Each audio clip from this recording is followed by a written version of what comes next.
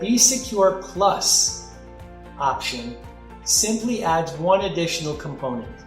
So where the Be Secure is a good fit for any organization, the Be Secure Plus is a great option for organizations where they do not have an in-house IT staff member or more than one member.